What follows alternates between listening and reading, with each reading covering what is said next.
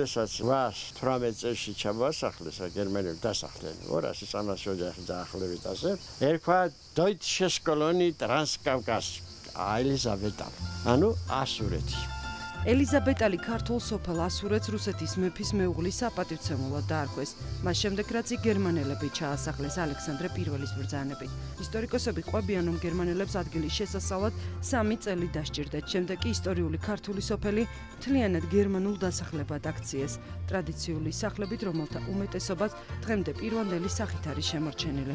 წიში ნარევი რაღაც ახსნარი კეთდებოდა, რომელიც შემდეგ ამ ლოდებს შორის ამ ღრიჩვები ივსებოდა და ილესებოდა ასე კედლები მთლიანად.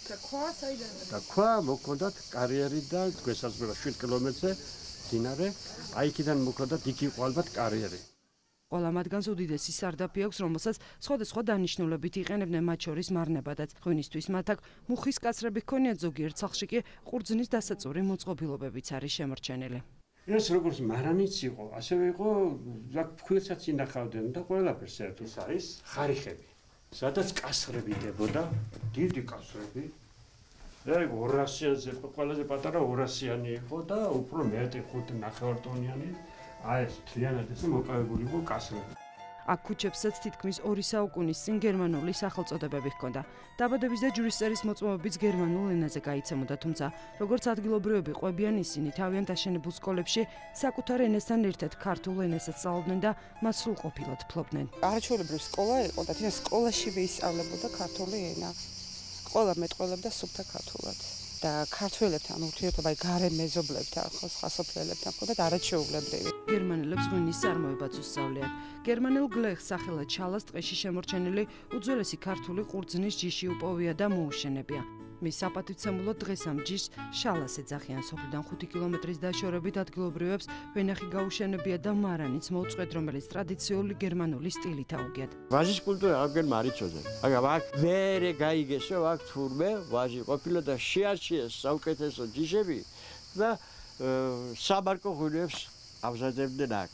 სოფლის ცენტრში 19 საუკუნის ბოლოს აშენებული ეკლესია დგას, რომელსაც საბჭოთა პერიოდში გუმბათი დაუნგრიეს და სოფლის კლუბად გადააკეთეს.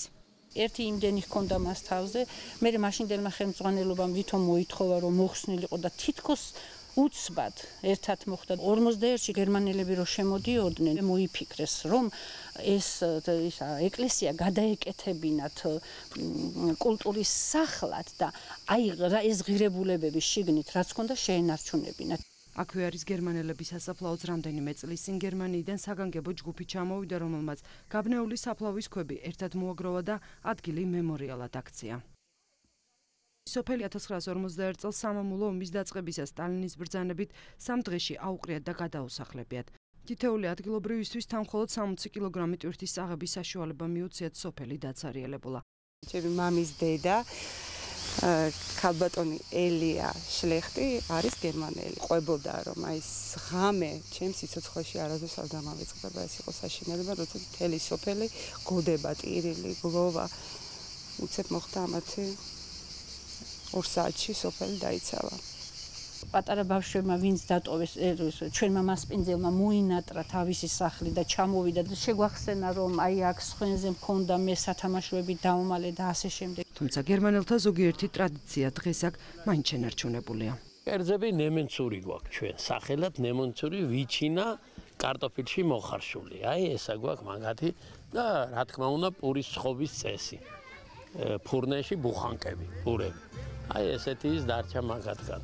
დღეს სოფელში გერმანული კოლონიის არსებობაზე მხოლოდ რამდენიმე სახლი მიუთითებს. მე-19 საუკუნის საქართველოში 10-ზე მეტი ასეთი გერმანული კოლონია არსებობდა.